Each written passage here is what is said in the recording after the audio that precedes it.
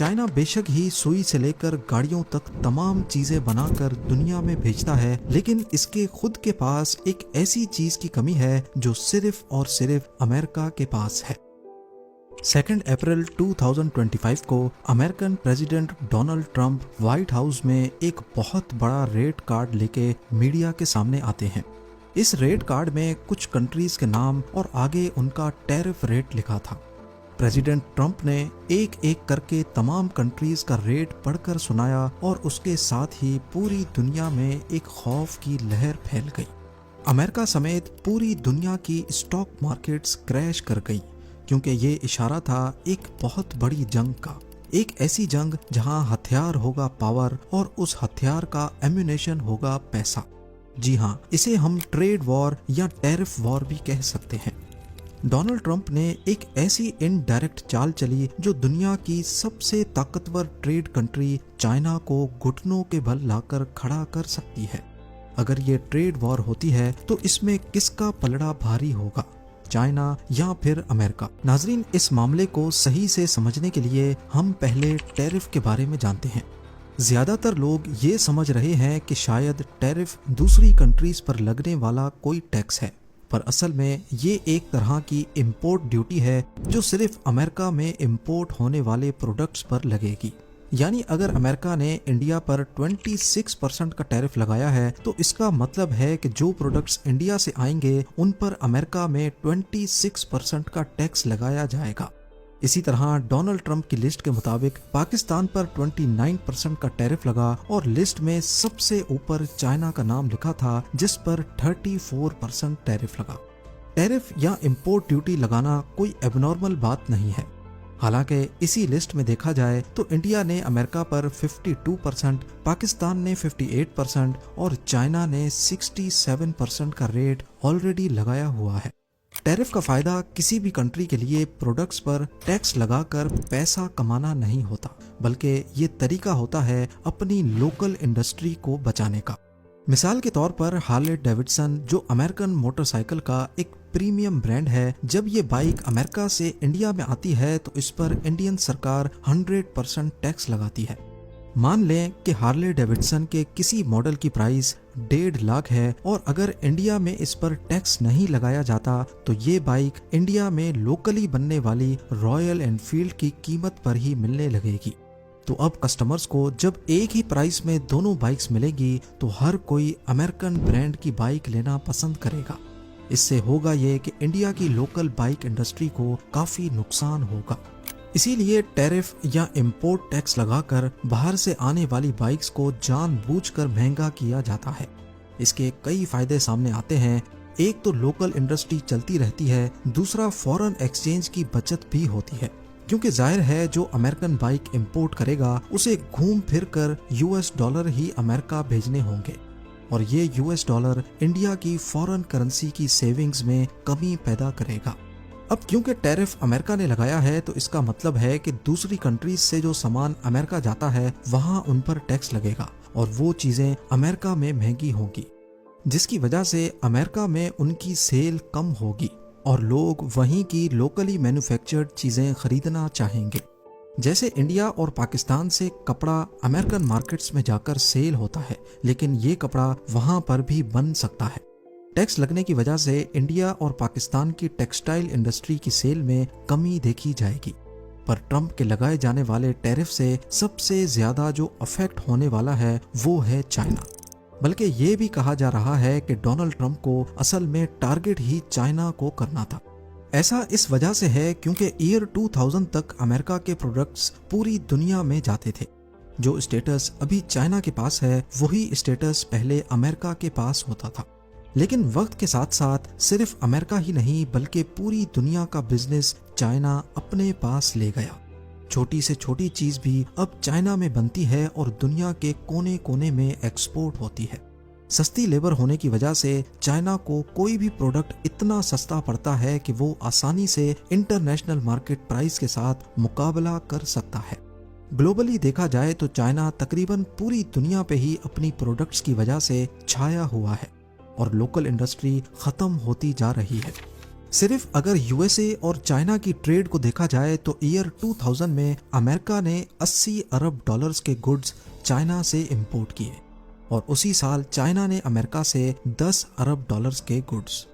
और अभी 2025 की कंडीशन ये है कि अमेरिका चाइना से 440 अरब डॉलर्स का सामान हर साल मंगाता है, जहां चाइना अमेरिका से सिर्फ 145 अरब डॉलर्स का सामान मंगाता है। डोनाल्ड ट्रंप का कहना है कि ये ट्रेड इक्वल होनी चाहिए, यानी अगर हम चाइना से 440 अरब का सामान खरीद रहे हैं तो चाइना को भी इतना ही खरीदना चाहिए, जबकि यहाँ पर 295 अरब डॉलर्स का डिफरेंस आ रहा है और इसी डिफरेंस को ट्रेड डेफिसिट कहते हैं। इसी ट्रेड डेफिसिट को बराबर करने या कम करने के लिए डोनाल्ड ट्रंप ने चाइना को टारगेट किया है। इससे होगा ये कि चाइना से आने वाली प्रोडक्ट्स जिसमें सबसे ज्यादा स्मार्टफोन्स शामिल हैं, उनकी प्राइस अमेरिका में काफी हद तक बढ़ जाएगी और उन स्मार्टफोन्स में भी खासकर एप्पल आईफोन, जो असल में है तो अमेरिकन प्रोडक्ट लेकिन बनती चाइना में है। जब ये प्रोडक्ट्स चाइना से मंगाने पर महंगी पड़ेंगी तो इनकी इंडस्ट्रीज चाइना से खत्म होकर वापस अमेरिका में शिफ्ट होंगी। यही डोनाल्ड ट्रंप चाहते हैं, पर चाइना नहीं। आप सिर्फ ये देखें कि अमेरिकन टेक जायंट एप्पल के जितने भी प्रोडक्ट्स हैं, आईफोन से लेकर एप्पल वॉच तक, वो मोस्टली चाइना में बनते हैं। इसके अलावा टेस्ला की गाड़ियां, डेल एंड एचपी के लैपटॉप्स, नाइकी एंड स्केचर्स के जूते, लॉजिटेक और गोप्रो की एसेसरीज, ब्लैक एंड डेकर और स्टैनले के प्रोडक्ट्स और यहाँ तक के मिटेल या हैस्ब्रो जैसे अमेरिकन कंपनीज के खिलौने तक भी चाइना में बनते हैं।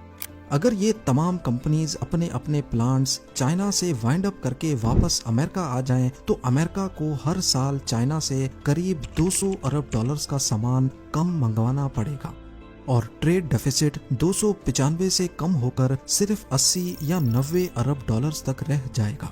पर बेशक अमेरिका को एक तरफ फायदा तो होगा, लेकिन अमेरिका में प्रोडक्शन कॉस्ट ज्यादा होने की वजह से ये प्रोडक्ट्स ज्यादा महंगे पड़ेंगे और घूम फिरकर इन कंपनीज का ही नुकसान होगा। पर ऐसा मालूम होता है कि डोनाल्ड ट्रंप चाइना की मोनोपोली हर कीमत पर तोड़ना चाहते हैं, फिर बेशक उनको खुद ही नुकसान क्यों ना उठाना पड़े। दूसरी तरफ चाइना भी नहीं चाहता कि ऐसा हो और इसी वजह से जब ट्रंप ने चाइना की प्रोडक्ट्स पर टैक्स बढ़ा दिया तो चाइना ने भी अमेरिकन प्रोडक्ट्स पर मजीद टैक्स लगा दिए और अब ये मामला एक ट्रेड वॉर की शक्ल इख्तियार करता दिख रहा है। ना ही चाइनीज प्रेसिडेंट पीछे हट रहे हैं, ना ही डोनाल्ड ट्रंप का कोई इरादा लग रहा है। दोनों कंट्रीज ने एक दूसरे पर इतने ज्यादा टैक्सेस लगा दिए हैं कि चाइना से अगर कोई चीज $10 की आती है तो अब वो डबल कीमत पर आने लगेगी और चाइना में भी कुछ ऐसा ही हाल है। पर यहाँ देखना ये है कि इन दोनों पावर्स में पलड़ा किसका ज्यादा भारी है। इस ट्रेड वॉर में जो देर तक सरवाइव कर गया, जीत उसी की है। देखा जाए तो अमेरिका चाइना से ज्यादातर टेक आइटम्स इंपोर्ट करता है, यानी मोबाइल फोन्स, लैपटॉप्स, इलेक्ट्रॉनिक्स या फिर खिलौने। अगर ये प्रोडक्ट्स कुछ अरसे तक इंपोर्ट ना भी की जाएं तो अमेरिका को इतना ज्यादा फर्क नहीं पड़ेगा, या अगर किसी और कंट्री से ये प्रोडक्ट्स इंपोर्ट की जाएं तो ज्यादा से ज्यादा ये थोड़ी महंगी पड़ेंगी। लेकिन चाइना अमेरिका से एक ऐसी चीज मंगाता है जिसके बगैर चाइना का गुजारा बहुत मुश्किल है। जी हाँ, और यही प्रोडक्ट शायद आने वाले महीनों में चाइना के लिए बड़ा मसला खड़ा कर सकती है। आइए जानते हैं। चाइना की टोटल पॉपुलेशन 141 करोड़ है, यानी अमेरिकन पॉपुलेशन से 315% ज्यादा।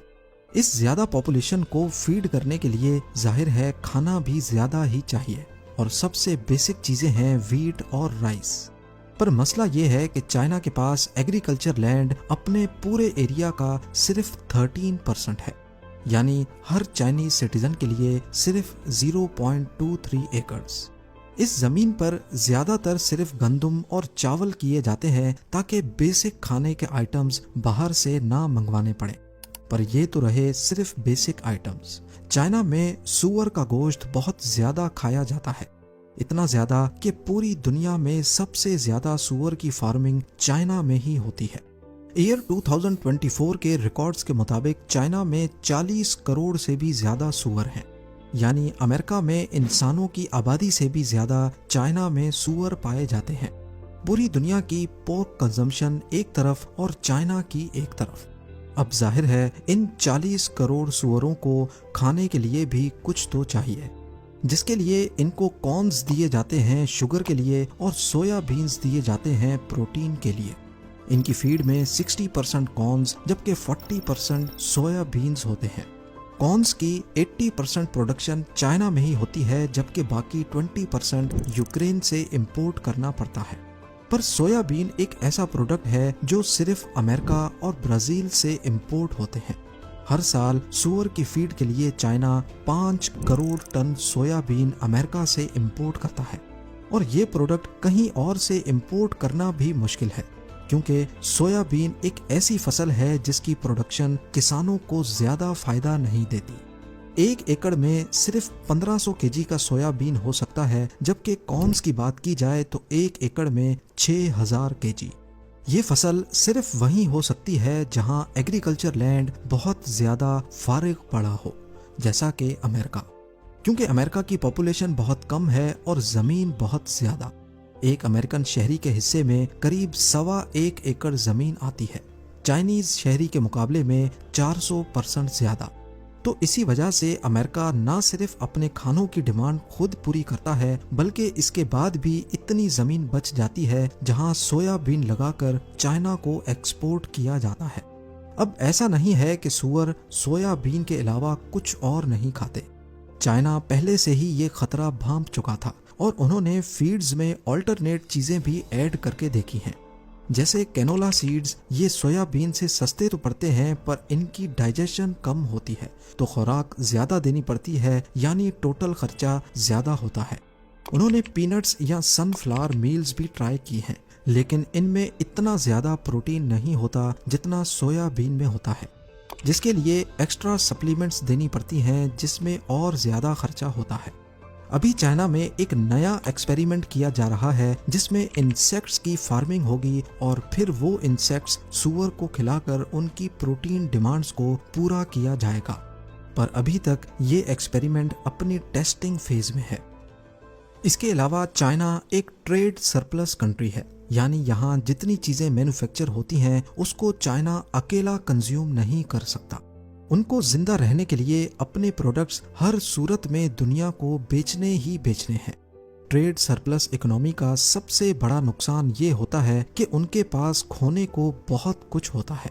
दूसरी तरफ अमेरिका, जो एक कंज्यूमर मार्केट बनकर रह गई है, उसके पास खरीदने के बहुत सारे ऑप्शंस मौजूद हैं। अगर वो चाइना से नहीं तो कहीं और से खरीद कर अपनी डिमांड्स पूरी कर सकते हैं। डोनाल्ड ट्रंप ने अपने पिछले टेन्योर में भी चाइना पर टैरिफ्स लगाए थे, और उसमें भी साफ साफ देखा गया कि चाइना बाजी हार रहा है, और इस बार भी कुछ ऐसी ही उम्मीदें हैं। डोनाल्ड ट्रंप के पास वो तमाम कार्ड्स मौजूद हैं जिनसे वो चाइना को ब्लैकमेल कर सकता है, और शायद चाइना को भी इसका अच्छी तरह अंदाजा है। इस वीडियो की प्रोडक्शन के दौरान खबर आई है कि ट्रंप ने बाकी तमाम कंट्रीज पे टैरिफ्स 90 दिनों के लिए रोक दिए हैं, पर चाइना का टैरिफ बढ़ाकर 125% कर दिया है, जो इस बात को साबित करता है कि ये टैरिफ्स असल में चाइना के लिए ही लगाए गए थे। इस पूरे मामले में आपकी क्या राय है, मुझे कमेंट सेक्शन में जरूर बताइएगा।